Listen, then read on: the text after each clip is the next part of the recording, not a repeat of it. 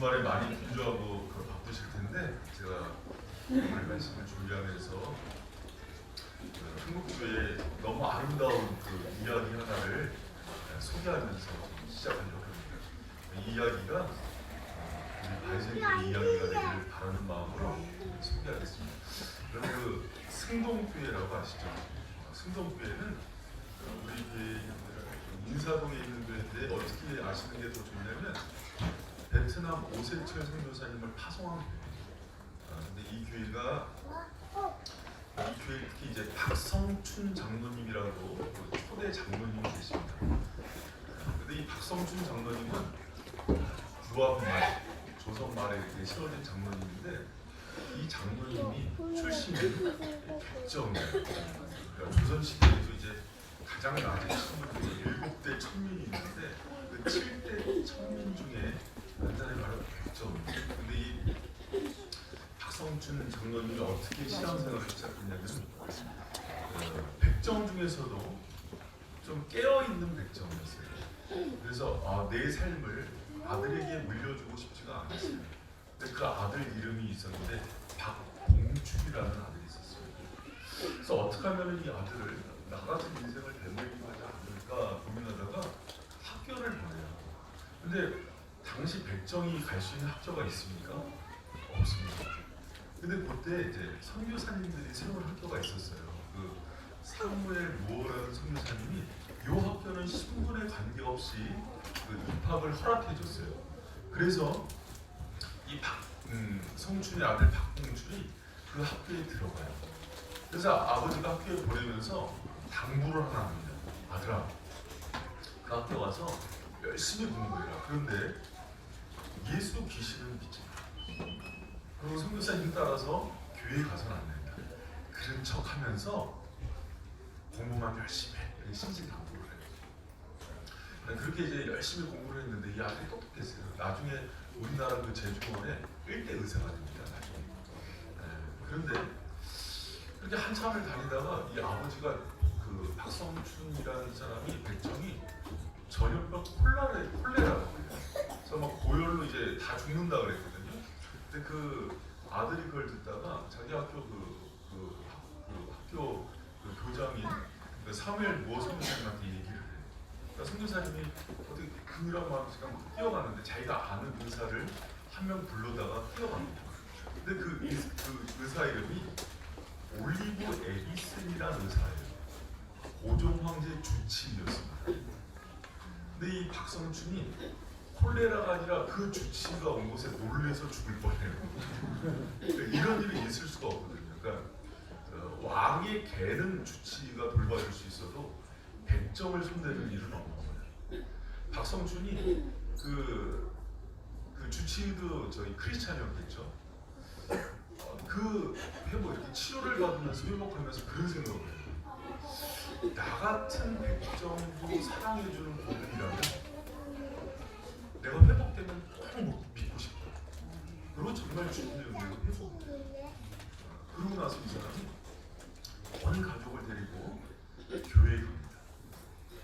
그 교회 이름이 곤당골 교회예요. 이름도 참 재밌죠? 곤당골 교회예요. 다 가는데 곤당골 교회에 가보니까 그래서 자는 사람이 있어. 곤당골 교회에 가보니까 그 교회는 양반들 20명으로 이루어진 교회였어요. 근데 이 사람이 이제 은혜를 받으니까는 뭐 이제 정말 무서운 게 없었죠. 이제 나 같은 백정도 하나님 사랑하시고 왕의 주치의가 나를 살렸는데 그러면서 가는 거예요. 그랬더니 여러분 곤당골 교회가 백정이 오니까 어떻겠어요? 양반들 난리가 납니다. 전도의 문 막힌다 백정이었어요. 그리고 백정이 천국 갈 수 있을까? 막 이러면서 그 사무엘 무어 선교사님한테 항의를 합니다. 이 사람을 보내라고. 근데 선교사님 어떻게 했겠어요? 절대 안 해요. 주님께서는 정말 여러분들 성탄절인데 낮고 천한 날개로 오시니까 정말 생기와 창기들도 구원의 복음을 들어야 되고 하나님 백성임을 알리기 위해서다. 그러면서 이제 그러니까 어떤 일이 일어났냐면 곤당골 교회 양반들이 다 나갑니다. 다 나가요. 그러고 나서 교회를 개척하는데 홍문숫골 교회를 개척해요. 그 양반들이. 그러니까 돈도 많고 그런 양반들이니까지 연결도 있고 이렇게 쳐가지고. 그런데 성령의 역사가 어디 일어났겠습니까? 본당골일까요? 홍문수골일까요? 엄청난 역사가 일어나요. 그래서 교회가 막 부흥하고 성령의 역사가 일어나는데 홍문수골 교회 양반들이 배가 아팠겠죠. 그럼요. 근데 그러던 터에 교회에 불이 나요. 홍문수골 교회가 불이 납니다. 양반들이 여러분 사람은 사건이 터져야 회개하죠. 깨달음이 와서 회개가 해요. 근데 그 사실을 이 본당골 교회에 있는 백정과 천민들 중심의 교회가 들은 거예요. 그래서 찾아갑니다. 같이 예배를 드리죠. 그래서 본당골 교회에서 다 모여서 예배를 드리거든요. 그래서 양반과 천민이 이제 손을 잡고 예배를 드려요. 그때 세워진 교회가 승동교회입니다. 너무 아름다운 전통이죠. 이 교회에서 파송된 선교사님이 이제 오세태 선교사님이고 바로 이 김강만 목사님하고 이제 같이 팀을 이어서 꾸리는 선교사님인데 여러분 이 뒤가 또 재밌어요. 참 우리 한국 교회 그 미담들이 있는데 재밌어요. 그러고 나서 두 교회가 연합해서 장로 선출을 합니다. 그 장로 1대 장로가 된 사람이 누구예요? 바로 백정 출신의 박성춘 장로님이 장로가 돼요. 그러니까 오늘 교회 이제 완전히 장로가 됩니다. 백정 양반들도 뽑아주면서 된 거예요. 그리고 나서 그 다음 2대 장로가 이것도 재밌어요. 선조왕 11대 후손인 이재용이라는 사람이 장로가 돼요. 그러니까 이게 당시 한양 시대에 엄청난 화제거리였어요. 야, 저 교회는 승동교회라는 교회가 있는데 교회 리더들이 백정하고 왕손이 리더를 한 거예요. 여러분 이거는요 그 조선시대에 있을 수 없는 일이었어요. 근데 이야기가 막 퍼져나가고 이게 하나의 그 아름다운 미담이 되었죠. 가끔 그 이재용 장로님이 그 당회를 하다가 화가 나면은 내 이놈 무엄하다 이렇게 하다가 이제 그 무어 선교사님한테 혼나고 그랬대요. 교회는 그러시면 안 된다.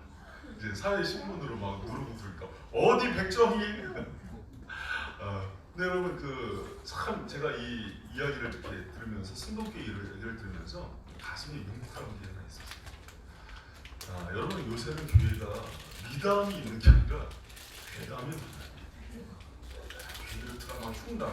근데요 우리나라 그 1900년도 초에 교회 장로다 목사다 그러면은요 보증서도 안 받고 돈을 빌려주는 때가 있어요. 저 사람은 진짜다. 믿을 수 있는 사람이다.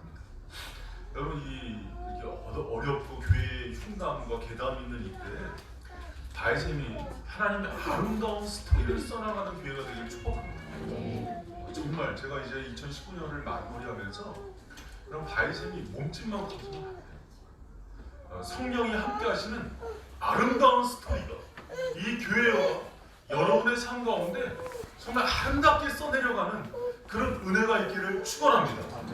여러분들 이 성경에서 보면은요, 특히 사도행전에서 이 아름다운 그 스토리가 많은 교회가 처음에 그 사도행전 2장에 나오는 예루살렘 교회고요. 또 오늘 그 본문에 나오는 안디옥 교회예요. 여러분 안디옥 교회는 우리 광만 목사님 원래 모교회가 수원 안디옥 교회입니다. 이 비전이 있었고 제가 이제 그 이번에 이제 그 터키 선교팀이 터키 가서 터키 선교사님이랑 얘기하는데 터키 선교사님이 이런 얘기를 했대요. 원래 바이센 교회 그 한민길 목사님이 안디옥 교회에 대한 비전이 있는 분이다 이런 얘기를 했대요.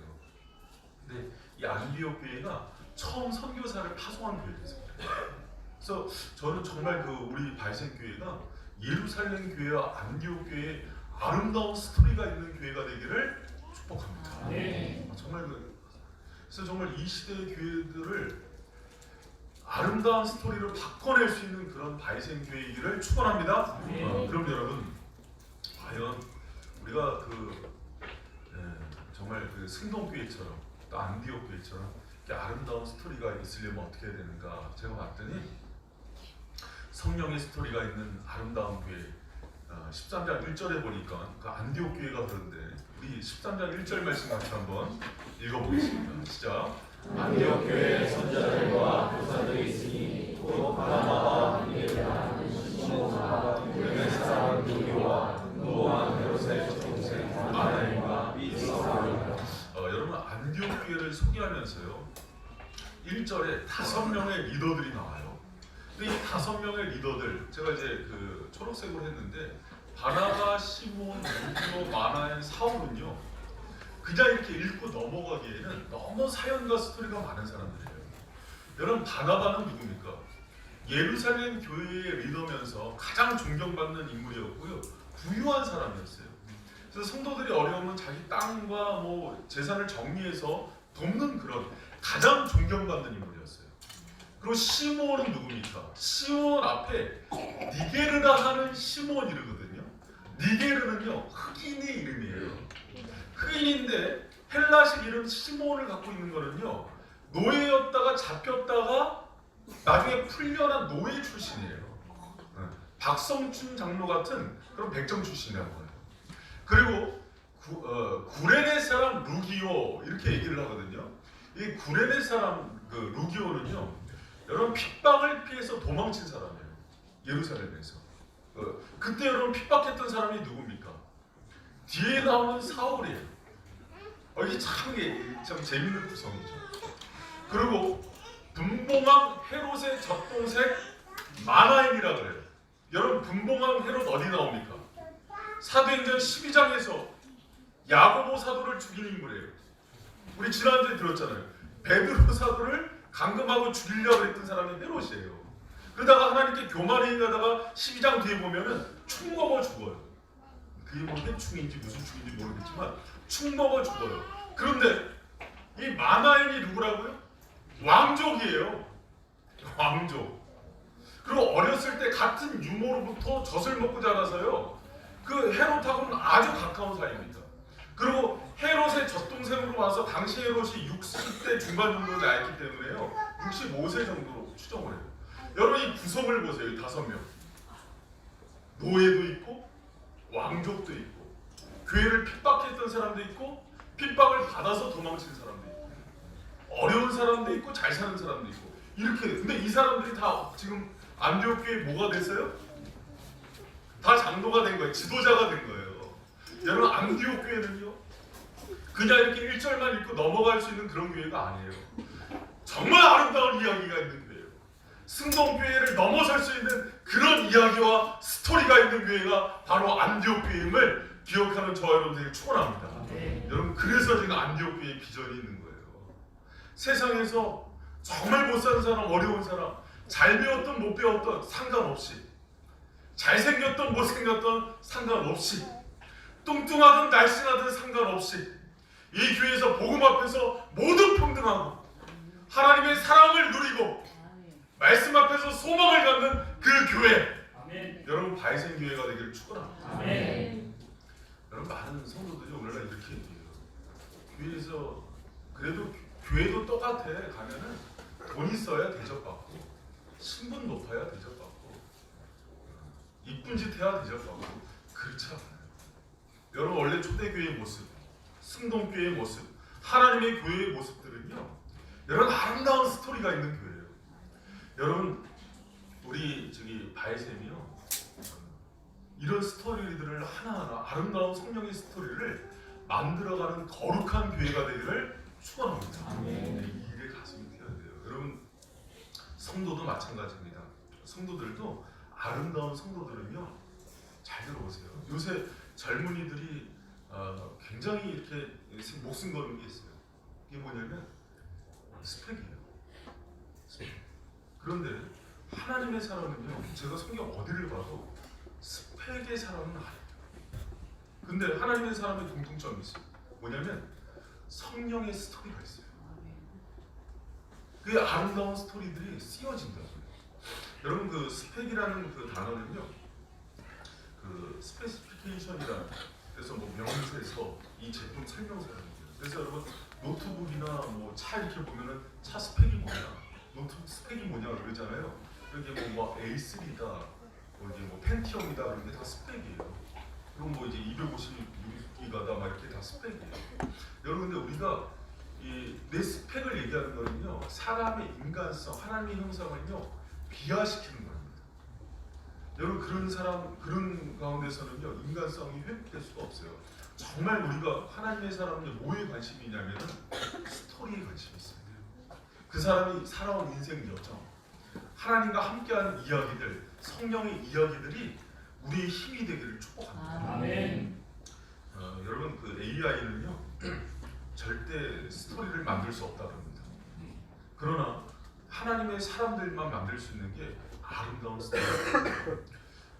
여러분 저는 바이센 성도들 한 사람 한 사람의 인생이 이런 아름다운 스토리의 주인공이 되기를 축복합니다. 아멘. 여러분 스펙은요 좋은 상품이 되는 거예요. 근데 스토리는 하나님 보는 그 온리 원의 그 사람이 돼요.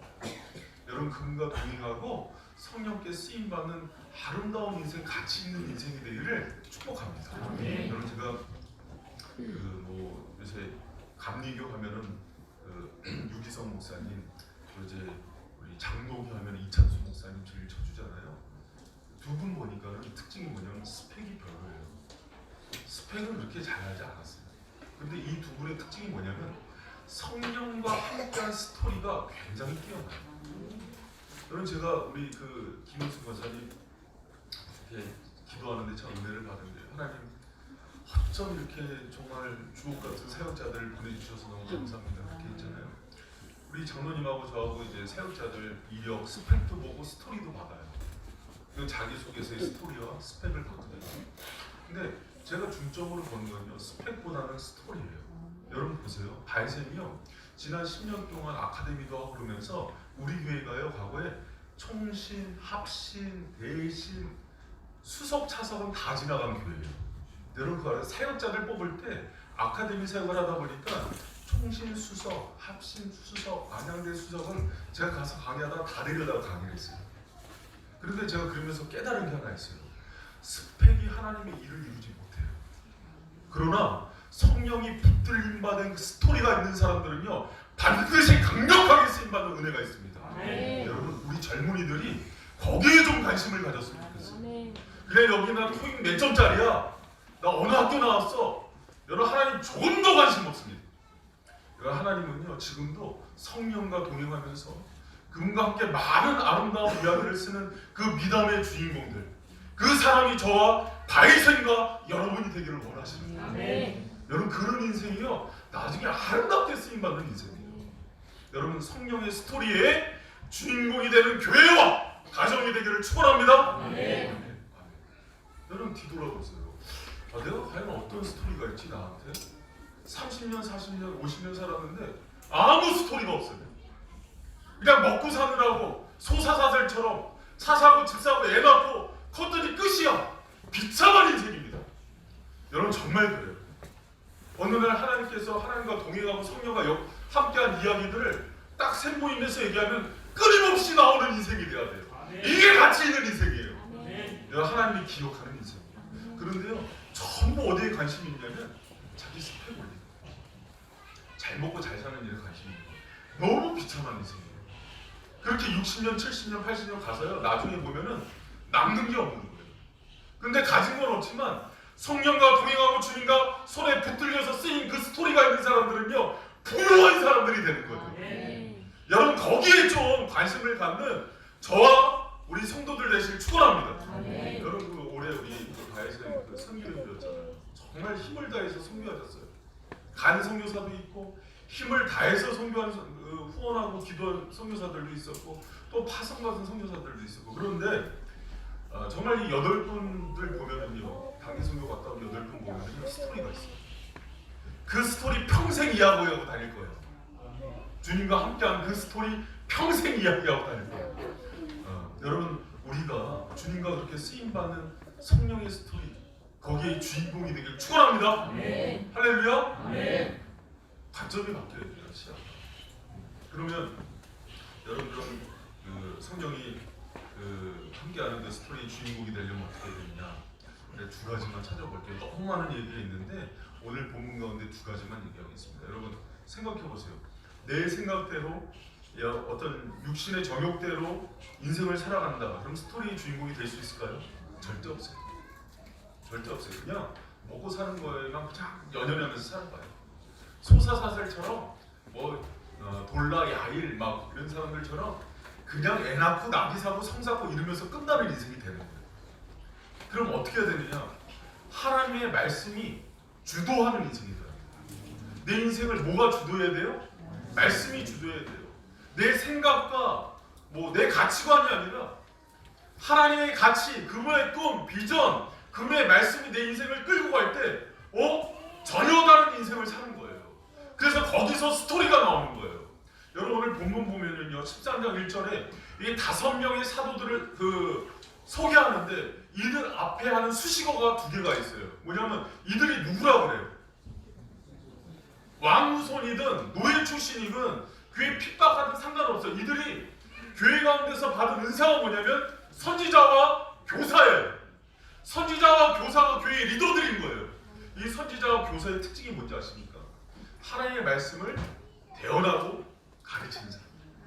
여러분 사도행전 2장에 예루살렘 교회의 특징이 뭔지 알아요? 누가 리더예요? 12사도가 리더예요. 제자들. 그리고 후에 6명의 안수 집사님들이 리더가 돼요. 그래서 예루살렘 교회는 사실은 어떤 부분에서 상당히 직제 중심적인 교회예요. 그런데 안디옥 교회라는 게 있잖아요. 신분이 막 다양해요. 그런데 이 사람들의 공통된 특징이 뭐냐면 성령께서 말씀을 대언하는 데 쓰임받는 일꾼들이에요. 이들이 교회를 이끌어가요. 이들이 하나님의 말씀을 대언해요. 그러니까 우리의 삶이 하나님의 스토리가 되는 거예요. 여러분 우리 모든 인생 가운데 말씀이 주도하는 인생이 되기를 축복합니다. 여러분 제가 이 말씀을 연구하면서 많은 주석과 책을 이렇게 참고를 했는데 오카는 목사님이 쓴 교회가 이긴다는 책에 나온 게 참 인상적이었어요. 오카는 목사님이 뭐라고 썼냐면 이렇게 썼어요. 당시 교회의 배경에서는 선지자와 교사를 앞세워서 말씀 중심적인 교회를 만든다는 것은 참 이례적인 이야기다 이렇게. 왜 그런 거 아니? 당시에는 성령의 역사가 놀랍게 일어나는 상황이에요. 그래서 교회가 뭐에 관심이 있었냐면 은사에 관심이 있었어요. 병 고치고 치유받고 방언하고 축사의 역사가 있었는데 그 모든 것들을 돌려서 뭐에 초점을 맞췄다는 거예요? 말씀. 그리고 또 하나 이런 얘기를 해요. 당시에는 어렵고 힘든 사람들이 많았을 것이다. 또 안디옥 교회는 핍박을 피해서 온 사람이 많았기 때문에 은사 집회나 축복 집회를 했어야 되는 거예요.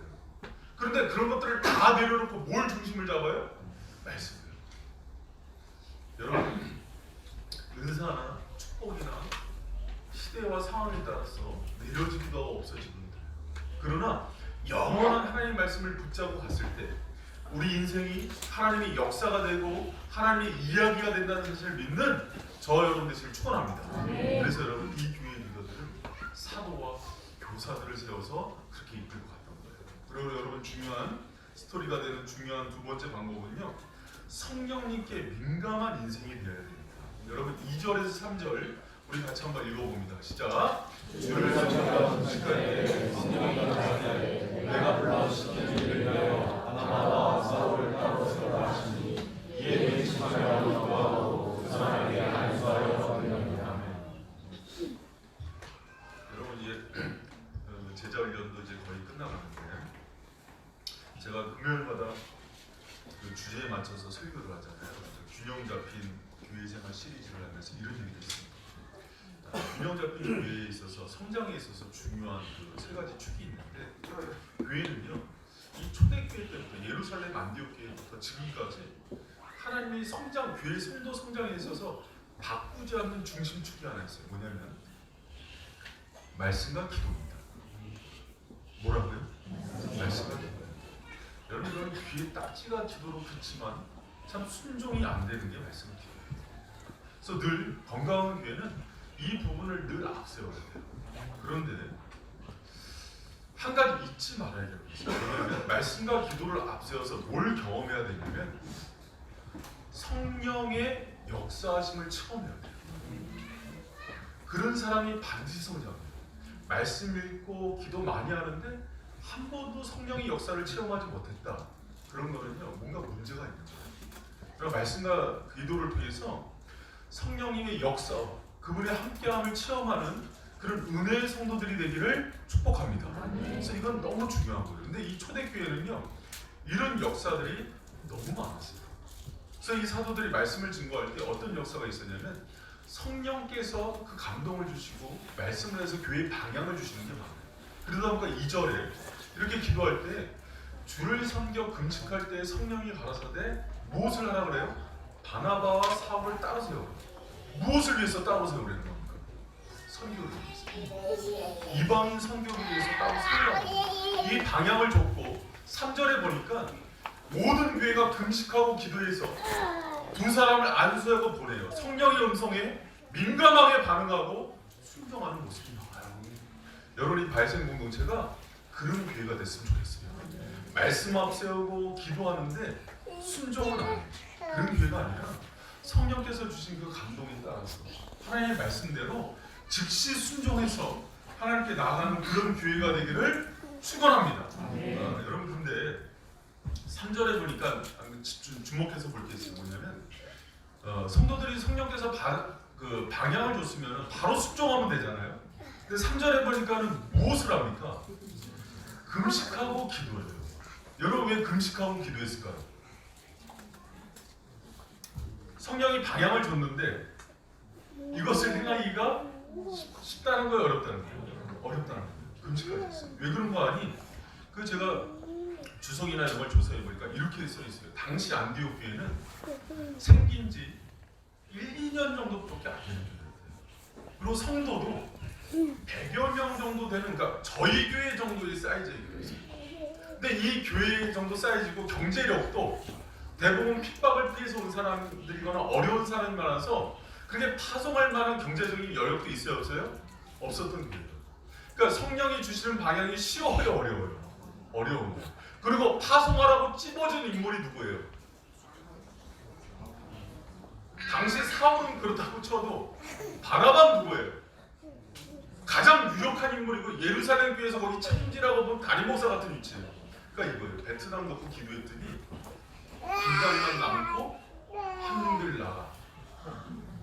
이 방향이에요. 그러니까 여러분, 여기에 순종해야 돼요.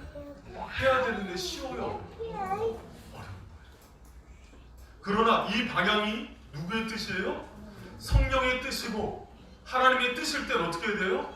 즉시 순종하는 교회가 정말 성령이 아름다운 이야기를 쓰는 그런 교회가 된다는 사실을 믿는 저와 여러분들 축원합니다. 여러분, 이거에 순종하기가 참 어려운 거예요. 여러분, 성령께 순종하고 그분께서 인도하는 길은요, 너무 아름다운 이야기가 쓰여지는 길이에요. 그러나 그 길은 분명한 게 하나 있습니다. 안락함과 편안함이 아니라 불편하고 어려운 길이에요. 그렇기 때문에 기도하면서 가야 되고 성령을 더 의지하면서 가야 되는 길이에요. 여러분, 우리가 정말 성령님께 민감하다 그러는 거는요, 우리의 관심이 편안함과 안락함이 아니라 정말 힘들고 불편하더라도 성령께 붙들려서 순종하는 그 길임을 기억하는 저와 여러분 되시기 축원합니다. 여러분, 그 디모데전서 6장 12절에 보면은 사도 바울이 했던 말씀이 있어요. 우리가 갈 길인데 같이 한번 읽습니다. 시작. 믿음의 선한 싸움을 싸우라. 영생을 취하라. 이를 위하여 내가 부르심을 받고 하나님 증인 앞에서 선한 증거를 증거하였다. 여러분, 여기 보면 이런 얘기를 했습니다. 우리가 뭐에 부름을 받았냐면 믿음의 선한 싸움을 싸우는 그 일에 부름을 받았어요. 그래서 디모데서에서 그리스도인들, 주님의 제자들을 부를 때 뭐라고 많이 얘기하냐면 그리스도의 좋은 군사라고 얘기해요. 여러분, 이 올해 제자훈련 끝났잖아요. 주님의 좋은 군사가 되시길 축복합니다. 군사는 안락하게 편안하게 있는 게 아니라 주를 위해서 불편함과 어려움을 감수하고 가치 있고 의미 있는 일을 위해서 헌신하고 수고하는 사람들이에요. 그렇게 성령께 붙들려서 일을 할 때 우리 인생이 주님께 가치 있게 쓰임 받는 아름다운 이야기가 되는 인생이 됨을 기억하는 저와 여러분 되시길 축복합니다. 여러분, 그 구약의 이 불편함과 어려운 길을 선택했지만 아름다운 이야기의 주인공이 된 사람이 하나가 있어요. 누구냐면 갈렙입니다. 여러분, 여호수아 갈렙이 가나안 땅에 들어간 유일한 두 사람이잖아요. 근데 들어갔을 때 가나안 땅을 차지했을 때 나중에 분배 문제가 들어가요. 싸움보다 더 어렵다는 그 분배 문제. 그때 분배 문제가 있을 때 갈렙이 달라 그랬던 땅이 어떤 땅입니까? 헤브론 산지. 헤브론 산지를 달라 그랬던 이유는 그것은 아브라함이 돈 주고 산 첫 번째 언약의 땅이었고 하나님께서 그는 약속의 중심부였어요. 근데 그 땅에 대한 정보를 갈렙이 알아요, 몰라요? 알고 있습니다. 그 땅은 아낙 자손이 있어요. 정복하기 어려워요. 높은 산이 있기 때문에 쉽게 정복할 수 없는 땅이에요. 근데 갈렙이 간절하게 모든 지파들 동생들 앞에서 얘기합니다. 이 산지를 내게 달라고. 왜 그럽니까? 그럼 하나님의 꿈과 비전이에요. 내가 나이는 비록 85세지만은 지금 내 나이 가운데 머무는 게 중요한 게 아니라 성령의 하나님의 뜻 가운데 반응하고 그것을 붙드는 인생이 가치 있는 인생이라는 것을 알기 때문에 순종하고 나가는 거예요. 여러분 우리 인생이 갈렙처럼 쓰임받는 그런 인생이 되기를 축원합니다. 그래서 갈렙에게가요, 여러분 그 가난 여호수아 보면은 8장 그 여리고성 끝나고 나서 8장 기본 그 아이성 전투의 실패 기본적 수가에 파친 나고 뒤에 보면은 순 땅 분배 이야기를 해서 이야기 들을 게 없어요. 근데 그때 딱 하나 감동의 스토리가 나오는 게 뭐냐면 갈렙이 얘기예요. 왜? 갈렙이 나이가 85세고 안락하고 편안한 그것을 누려야 되는 시기에 그것을 다 내려놓고 하나님의 비전과 그 뜻을 붙잡고 나간 그 이야기가 가장 우리에게 감동이 되는 거예요. 여러분 우리 인생이 그런 감동의 이야기가 있는 인생이 되기를 축원합니다. 여러분 보니까 우리 그거 알잖아요. 사람이 인생의 나이가 있지만 육체의 나이도 있죠. 의식의 나이도 있어요. 젊어도요 의식의 나이가 여러분 늙어버리면은요 흡수하지 못해요. 그런데 거꾸로 나이가 드셨어도요 의식의 나이가 젊고 열려 있으면은요 스폰지 같은 분들이 있어요. 그래서 나이 드신 장로님인데도 마음이 열려서 그냥 젊은 사람 수용하고 과거의 부습들을 깨트리고 새로운 패러다임에 그냥 익숙한 그런 분들이 있다고. 그런데 영의 나이도 있어요. 영의 나이가 여러분 부정적 의미로 늙었다는 건 뭐냐면요 편안함과 익숙한 거예요. 그런데 청년 같은 사람이 있어요. 갈렙처럼 85세인데도 성령의 음성에 하나님의 뜻에 민감해서 즉시 순종하면서 나가는 사람이 있다고. 이런 사람들의 인생이 이야기가 되는 거예요. 여러분 우리 발생 성도들이 이런 인생이 되기를 축복합니다. 여기에 가슴이 뛰어야 돼요. 여기에 가슴이 뛰어야 되고 우리가 이 아름다운 이야기의 주인공이 되는 그런 저와 여러분 되시기를 축원합니다. 그러나 이렇게 살아가는 게요. 여러분 보세요. 참 어저께도 저 이제 손흥민 집사님이랑 또 김영대 목사님 이사 오시려고 안양 집 알아보러 다녔는데 살 수는 없겠더라고요. 아파트를. 그 인도원 그 역 근처로 알아보니까 한 10억 원이 있어요. 그 부동산 중개업자가 전국에서 제일 많이 뛰었대요. 과천 인도원 라인. 그래서 아파트 뭐 30평대인데 뭐 동편마을보다 더 뛰어갔고요. 엄두를 못 내요. 보통 8억. 그러니까 이제 서울에서 이사 오시는데 서울보다 더 비싸요. 서울 그래서 중계동이라고 학군 좋은 데서 이렇게 이사 오는데, 그러니까 전세로 이제 들어오는 전세를 이제 얻고 들어오는데 여러분 봐요. 인생이 먹고 살고 집 사고 막 그런 거에 찌들려서 제가 그 보면서 뭘 느꼈냐면 이제 제가 그런 계산을 해봤어요. 그럼 내가 저 10억짜리 집을 살려면 내 사례비로 몇 년을 벌어야 됩니까? 한 달에 1,000만 원 버는 사람이 1년을 벌어서 아무것도 안 쓰고 벌어야 뭐 1억을 번다 하면 10년을 모아야 10억을 그러니까 연봉 1억 되는 사람이 16억을 버는 거예요. 나처럼 연봉 2,400인 사람은 100년은 벌어야 되죠. 여러분 제가 그런 현실적인 문제 모르겠습니까? 그러니까 여러분 그런 성도들의 삶을 이렇게 들여다보고 어저께도 이제 늦게까지 같이 알아보고 동편마을도 알아보고 동편마을이 싸더라고요. 인도군 알아보고. 여러분 그러면서 잘 들어보세요. 또 요새 청년들 직업 때문에 우울해하고 결혼 문제 때문에 힘들어하고 이런 삶의 여정을 제가 모르겠습니다. 아파서 힘들고. 그러니까 저도 옥하는 목사님 얘기대로 은사 얘기하고 축복 얘기 해주고 싶겠죠. 근데 그렇게 돼서는요, 아름다운 하나님의 스토리가 쓰여지는 인생은 아니에요. 힘들고 어렵지만 여러분, 갈렙이 85세에 쉬고 싶지 않았겠습니까? 그런데 그 인생이요, 하나님의 비전이 되고 꿈이 되는 그 인생이 되고 아름다운 미담이 되는 그런 인생, 그런 가치 있는 인생의 모든 것들을 다시 올인을 하는 거예요. 여러분, 그랬으면 좋겠습니다. 여러분, 바이셀 교회도 그런 비전이 있었으면 좋겠어요. 교회적인 비전, 성교의 비전, 이런 교회가 됐으면 좋겠어요. 예전에 김동호 목사님이 높은 특수님이에요. 젊은이들 집회에 갔는데 이 시대 젊은이들에게 정말 가치 있는 그 인생을 살려고 막 도전을 했대요. 그랬더니 어떤 젊은이들은 되게 직선적이에요, 솔직해요. 그랬더니 이렇게 얘기하는, 목사님이 그런 인생을 먼저 살아보시죠. 이렇게 비꼬듯이 얘기를 해요. 우리가 얼마나 힘들게 사는지 알아요? 목사님이 이러면서. 목사님 먼저 그렇게 살아봐. 그래서 그때 목사님이 받은 그 청년의 얘기를 듣고 받은 비전이 뭐냐면, 내가 노년에 그냥 늙어서 안락하게 사는 게 아니라 정말 가치 있는 삶을 살겠다 하고서 교회를 나눠서 한쪽은 탈북자를 위해서, 노숙을 위해서, 사회복지를 위해서 그렇게 헌신했어요. 여러분, 우리 바이셀 교회도 그런 거룩한 가치와 비전을 꿈꾸는 교회가 되기를 축복합니다. 다 여러 생각 많이 해요. 여러 생각. 이제 선교사님들 많이 보냈는데, 여러분, 제가 요새 이제 연말에 막 기도하면서 꿈꾸는 게 있어요. 다음 세대에 다 죽었습니다. 한국 교회. 이제 5% 6%예요. 대학생들 저희 때만 해도 20%씩 됐어요. 10명이면 2~3명 교회 다녔다고요. 지금은 100명 중에 1~2명을 찾기 힘들대요. 이 시대의 젊은이들 어떻게 살릴 것인가? 청소년들 어떻게 살릴 것인가? 그리고 여러분, 지금 교회 개척 안 돼요. 교회 개척 안 되니까 하지 말라 그래요.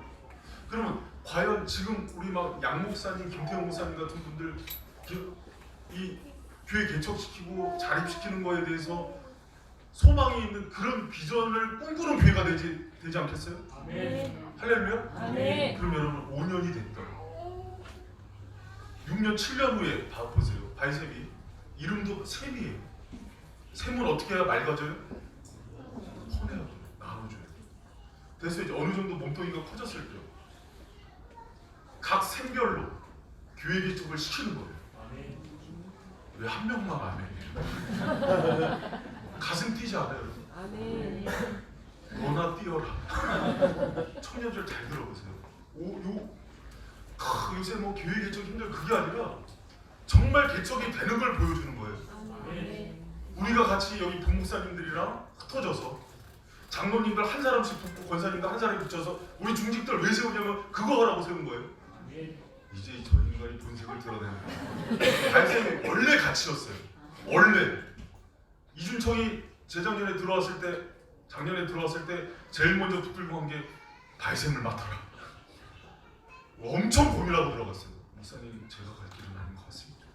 저는 학자인 것 같습니다. 그리고 다시 유학을 이제 지속을 했죠. 정이고 네가 남아라. 목사님, 좀 카타른 것 같습니다. 그래서 가면서 하는 얘기가, 목사님이 했던 데서 안 해요. 혼날 것 같아요. 근데 여러분, 정말 다시 꿈을 꿔요. 우리 양 목사님, 김태훈 목사님, 한성호 강도사한테 했던 얘기가 있어요. 모아놓고, 당신들 나중에 바이셈이 그 비전이 있다. 우리는 이 꿈을 지금도 꾼다. 나는 지금도 개척을 생각하면 가슴이 뛴다. 여러분, 담임 목사 20년 하면은요, 평생 연금 나와요. 누가 줘야 되냐면 여러분이 줘야 돼요. 교회법이에요. 전혀 관심 없습니다. 이제 9년만 채우면 된다. 그게 뭡니까?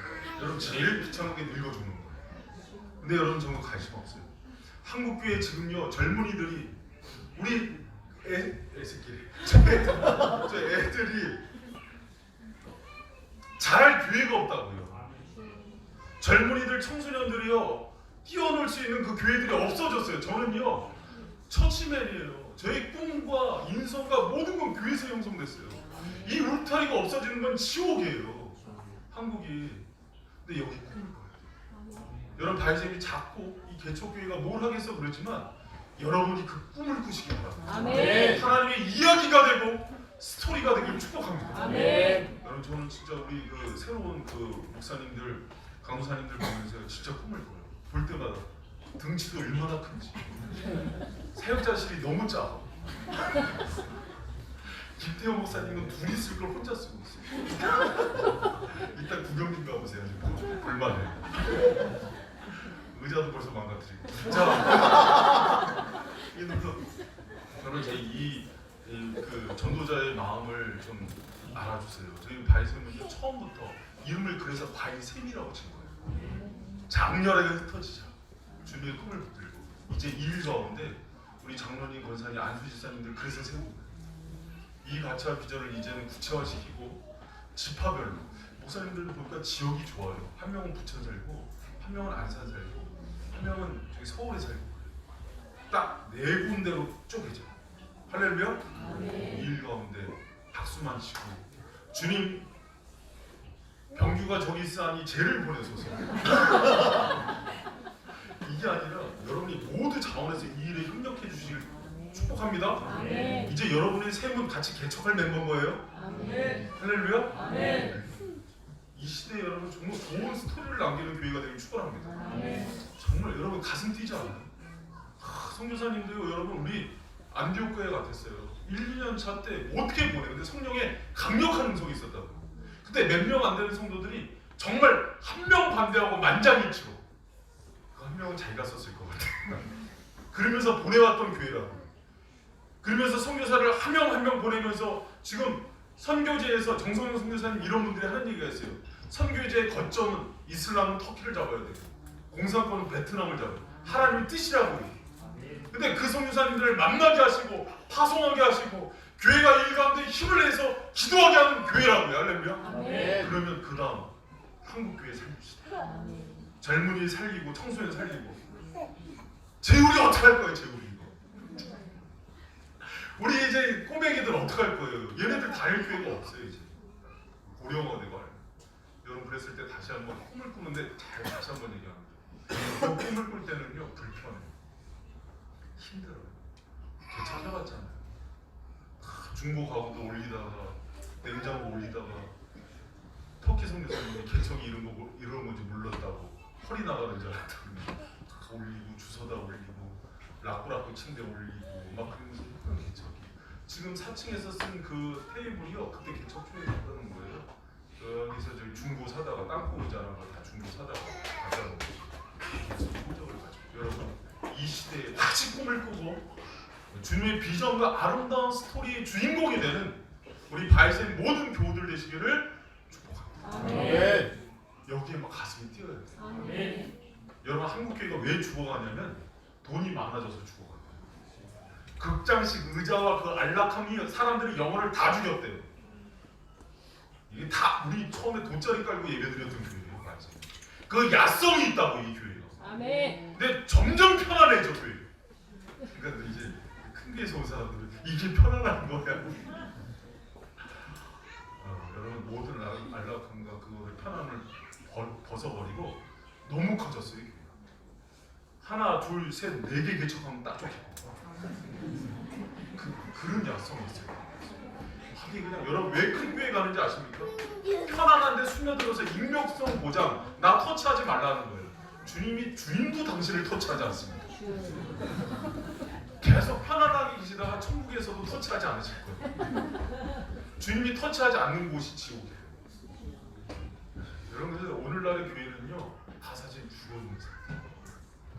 살아있어서 물을 거슬러 올라가는 그런 역동성 있는 성도들 되시기를 축복합니다. 아멘. 그래서 가끔 그 힘이 사라질 때 한 번씩 성교지 나갔다 오세요. 이렇게 사실 가슴 뛰는 심장을 확인하고 여러분 사우나에서 턱 퍼져 있으면 가슴이 뛰는 거예요. 전투지에 나가서 막 하면서 총알이 빗발치는 데서 막 가슴이 뛰는 거죠. 그래서 여호서 85세가 돼서 심장이 막 터질 것 같은 그런 박동을 가지고 있는 갈렙이 되시기를 축복합니다. 아멘. 그게 바이샘. 원래 바이샘이 초창기 정신이 바로 그거였습니다. 여러분 그 생각해 보세요. 마지막 때 이제 89시대에서 남는 게 큰 집 남았다. 그리스도인이 자랑일 것 같아요. 큰 스펙을 많이 쌓았다. 뭐 서울대 나하고 뭐 박사, 그게 자랑일 것 같아요. 그리스도인들 자랑은요, 하나님 가운데 그 사람의 스토리가 있는 거예요.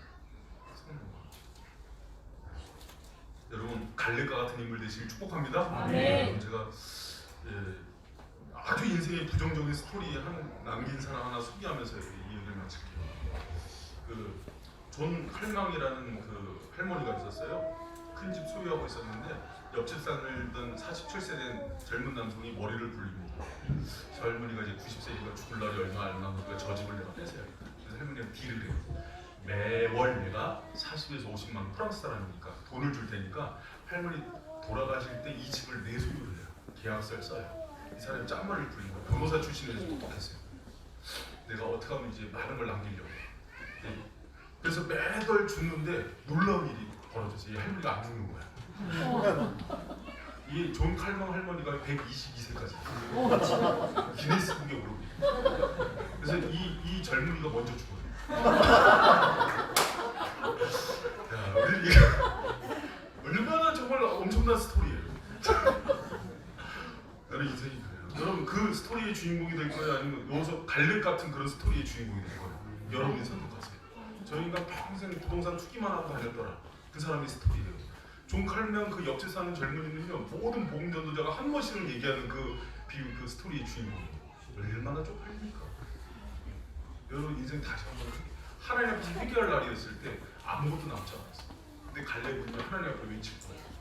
주여, 내 85세 모든 인생을 주님의 비전을 위해서 살았습니다. 때로는 실패할 때도 있었고 집 날릴 때도 있었고 또 어려울 때도 있었는데 주님을 얼마나 같이 있겠어요. 여러분 바이섬이 그런 교회가 되길 축복합니다. 아멘. 막 교회 건물은 엄청 커, 아름다워. 1부 담임 목사님 파가 예배드리고 2부 장로파 예배드리고 3부 권사파 예배드리고 그런 게 수두룩해요. 여러분 그게 무슨 가치? 근데 바이섬이 막 베트남도 살리고 인도네시아도 살리고 터키도 살리고 필리핀도 살리고 이 시대의 젊은 세대도 살리고 죽어 개척교회 안 된다는데 개척의 대안이 되고 할렐루야. 아멘. 가슴이 뛰어야 돼요. 가슴이 안 뛰면 하나님 이 시간 성령께서 심장 이식해 주시옵소서. 그래서 여러분 바이섬이거든요. 바이섬이 청년이 많은 줄 알아요. 이 청년이 필요하죠. 그 일에 동참 의미 있고 가치 있는 스토리의 주인공이 되더라. 여러분 그래서 우리 사랑하는 청년들 스펙 산다고 그 스펙이 여러분 살리는 게 아니에요. 성령의 스토리의 주인공이 될 때 성령께서 여러분 인생의 주인이 되어서 여러분들을 이끌고 나가신다는 믿는 저 여러분들이 축원합니다. 아멘. 할렐루야. 아멘. 저기 참여합시다.